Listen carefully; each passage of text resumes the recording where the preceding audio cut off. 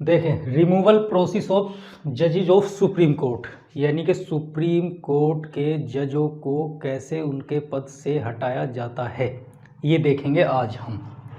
देखिए, पिछली क्लास में मैंने आपको, यानी कि जो हमने सुप्रीम कोर्ट की क्लास ली थी, तो सुप्रीम कोर्ट की क्लास में हमने कहा था कि भी अच्छा, हमने उसमें जो है ना एक वो बनाया था, मतलब स्ट्रक्चर बनवाया था, उसमें 9 पॉइंट लिखवाए थे, जिसमें सुप्रीम कोर्ट के परिचय से लेकर सुप्रीम कोर्ट के जजों की योग्यताएं, सुप्रीम कोर्ट में कितने जज होते हैं, वो शपथ कैसे लेते हैं और उनकी नियुक्ति कैसे होती है, उनकी सैलरी कितनी होती है।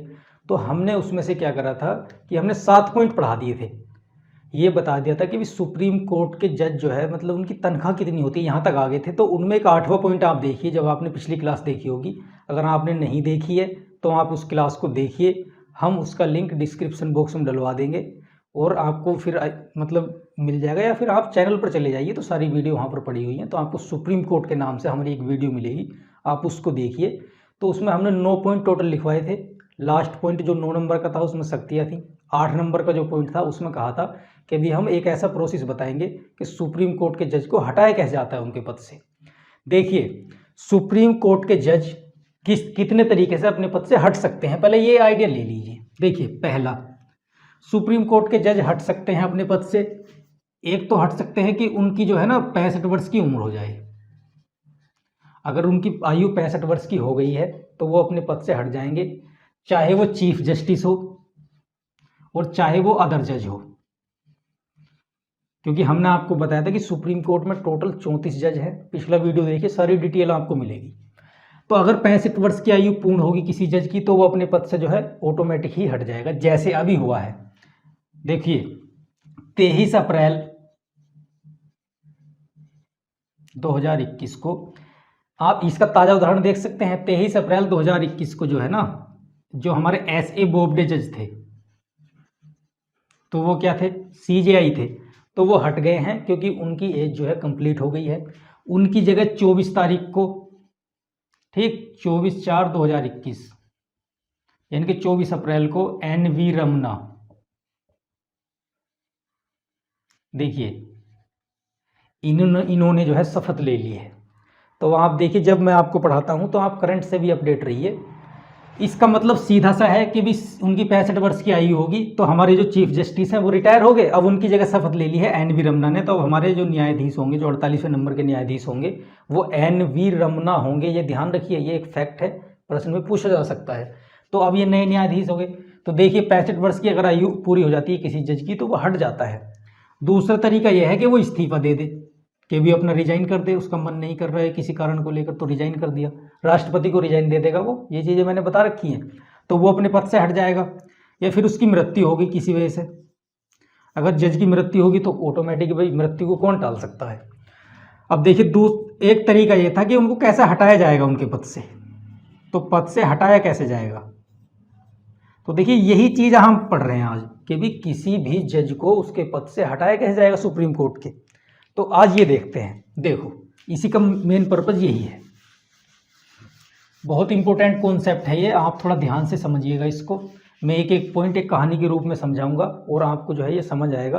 तो आप जो है ना इसको ध्यान से समझना। देखो, हमारे यहाँ क्या है कि हमने आपको बताया कि इंडियन जुडिशरी जो है, हमारे पास सुप्रीम कोर्ट है, उसका जो एक्सप्लेनेशन है भारतीय संविधान में आर्टिकल 124 से लेकर 147, यानी कि 124 से लेकर 147 तक वर्णन किया गया है। आर्टिकल 124 में उसके गठन की प्रक्रिया बताई है, उसका रिमूवल प्रोसेस भी उसमें ही बताया है।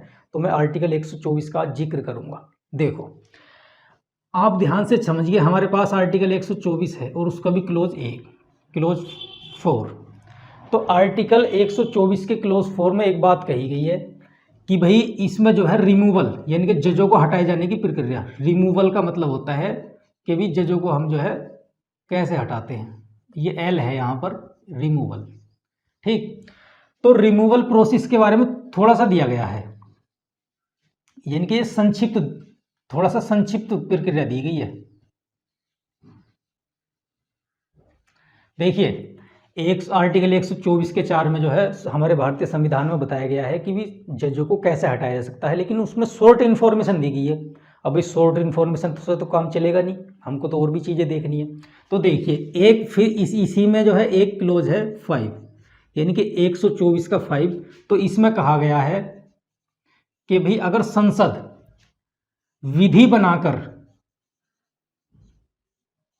देखिए इसका मतलब समझिए, आर्टिकल 124 में, यानी कि आर्टिकल 124 में कहा गया है कि जजों को हटाने की संक्षिप्त प्रक्रिया, यानी कि एक छोटी सी प्रक्रिया बताई गई है, लेकिन उससे काम नहीं चलेगा। आर्टिकल 124 के क्लोज 5 में कहा गया है कि संसद चाहे तो कोई कानून, एक विधि बनाकर जजों के हटाने की प्रक्रिया को तय कर सकती है। इसका मतलब है कि संसद को शक्ति है, संसद चाहे, हमारी पार्लियामेंट चाहे तो जजों को हटाने की जो प्रोसेस है उसे बना सकती है।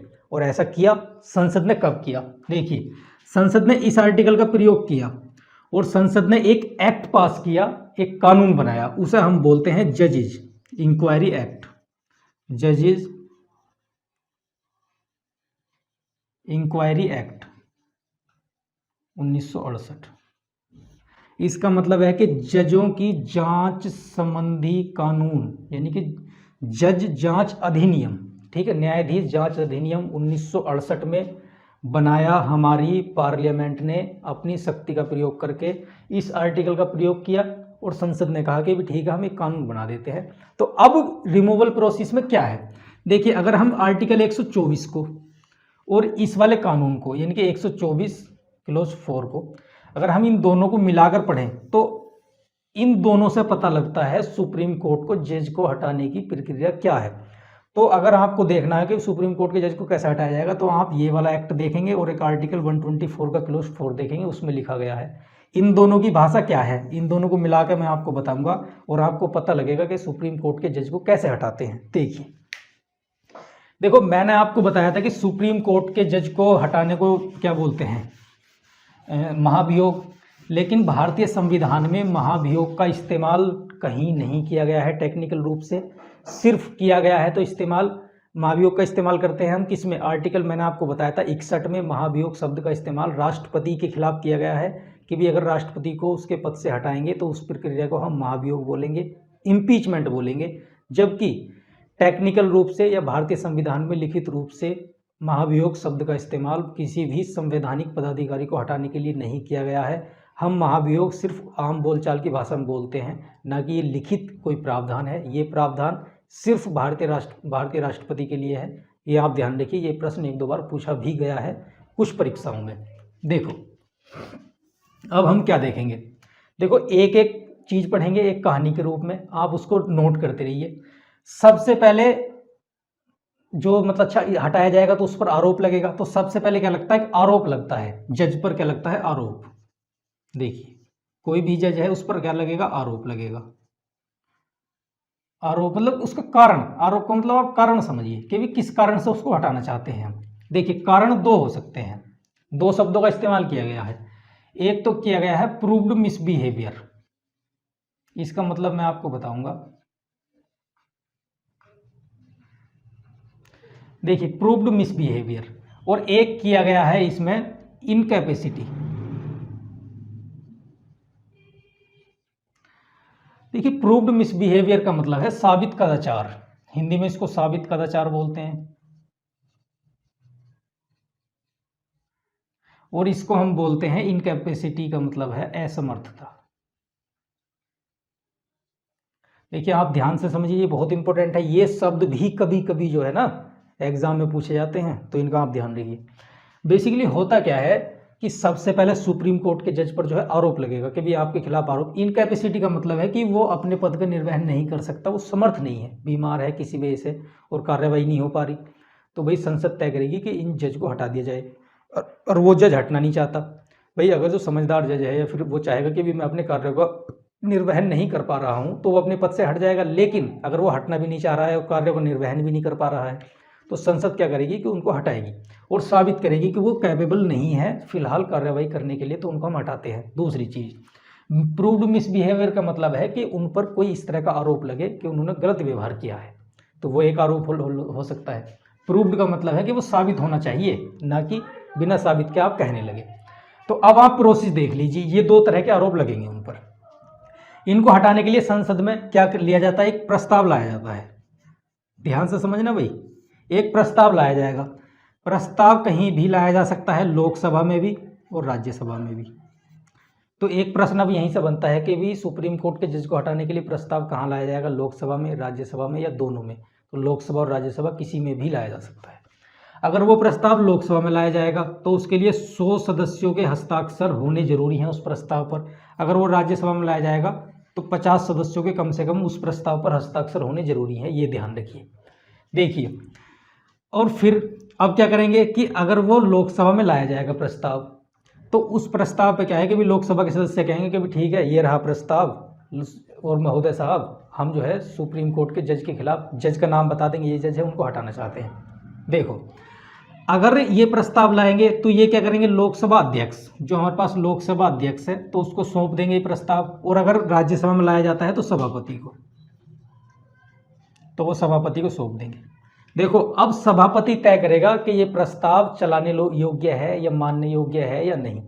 अगर ये क्या करते हैं, इनके पास दो ऑप्शन है कि ये स्वीकार कर सकते हैं उसे और ये अस्वीकार कर सकते हैं, ठीक। और यहाँ भी, या अगर जो वो राज्यसभा में लाया जाता है तो ये भी स्वीकार कर लेंगे उसे, या अस्वीकार कर सकते हैं। ये शक्ति जो है लोकसभा अध्यक्ष को या सभापति को है। अगर राज्यसभा में जाता है सभापति को। अगर उन्होंने प्रस्ताव अस्वीकार किया तो प्रस्ताव हो गया खत्म वहीं। अगर उन्होंने अस्वीकार कर लिया तो प्रस्ताव खत्म हो गया। अगर उन्होंने स्वीकार किया, अच्छा, स्वीकार करने के लिए वो पहले देखेंगे कि प्रस्ताव चलाने योग्य है या नहीं, कि भी जज पर आरोप सही है गलत है। तो वो क्या करेंगे, किसी की भी हेल्प ले सकता है अगर अध्यक्ष चाहे तो। भाई लोकसभा का अध्यक्ष चाहे किसी भी व्यक्ति की कानूनी हेल्प ले सकता है जिससे वो सही समझे। दूसरी चीज, अब हम ये मानकर चलते हैं कि वो प्रस्ताव जो है लोकसभा में लाया गया है, आप चाहो तो राज्यसभा में लाया गया है, ये भी मानकर आप चल सकते हैं, ठीक। तो आप कह सकते हैं कि वो लोकसभा में लाया गया है या राज्यसभा में लाया गया है। तो अब हम मानकर चलते हैं कि वो प्रस्ताव जो है ना वो लाया गया है लोकसभा में।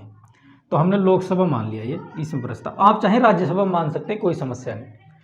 अब अध्यक्ष क्या करेगा, अगर अध्यक्ष ने वो प्रस्ताव स्वीकार कर लिया, ठीक, अगर वो प्रस्ताव अध्यक्ष ने स्वीकार किया तो अध्यक्ष महोदय क्या करेंगे कि एक कमेटी बनाएंगे, फिर बनेगी एक कमेटी, एक समिति, ठीक है नहीं।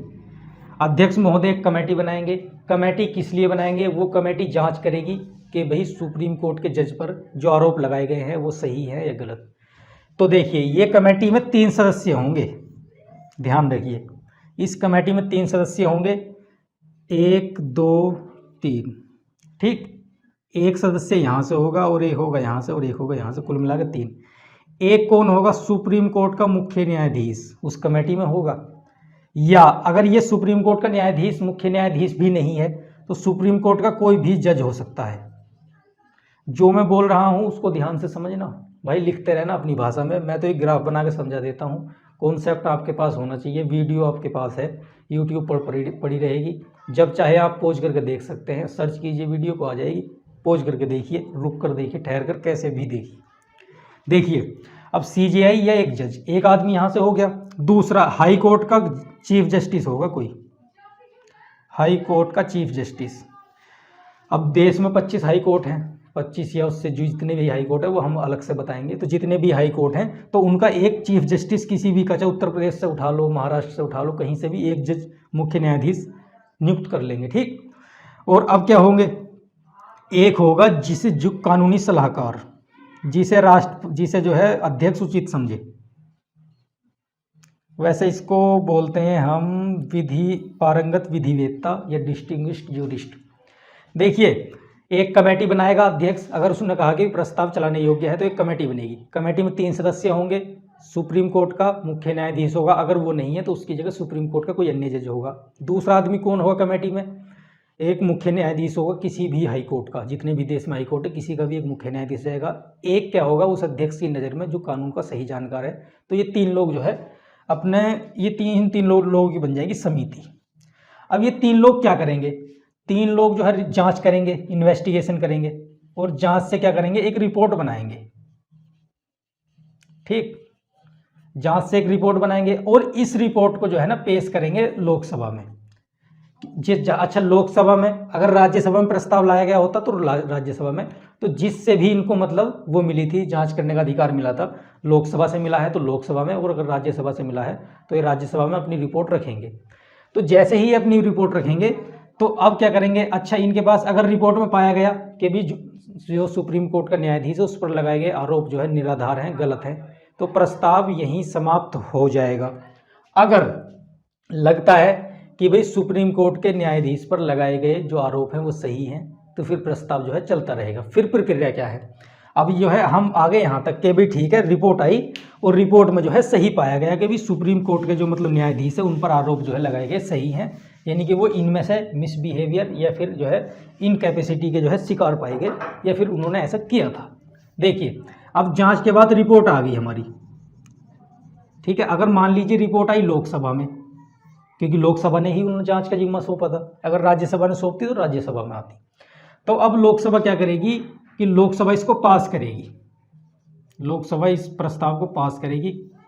कैसे, देखिए दो चीज़ें हैं इसमें, पास करने का तरीका क्या है। एक तो सदन का बहुमत होना चाहिए।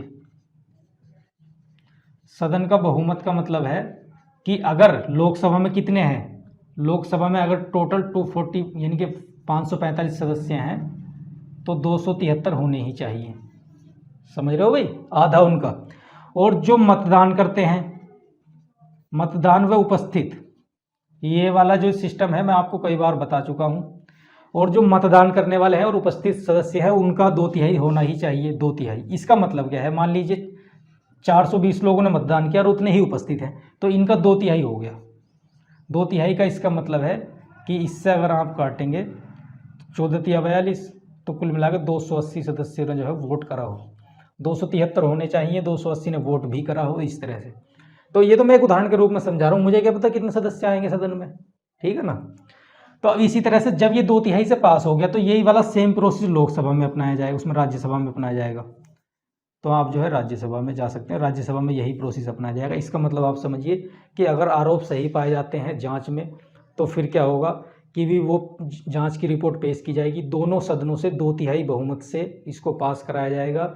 और सदस्य संख्या जो है मतलब 2/3 बहुमत से जैसे ही इसको पास कराया जाएगा, उसके बाद दोनों सदनों से पास हो गया, यानी कि दोनों सदनों ने कह दिया कि भी आरोप सही है, फिर ये जाएगा राष्ट्रपति के पास।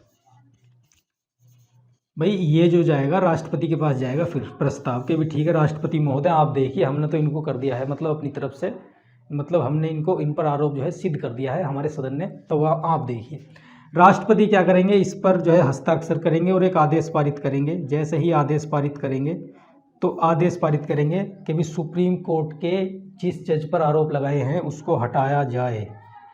तो सुप्रीम कोर्ट के जज को हटाया जाएगा बिल्कुल, क्योंकि आरोप सिद्ध हो गए, राष्ट्रपति ने भी परमिशन दे दी।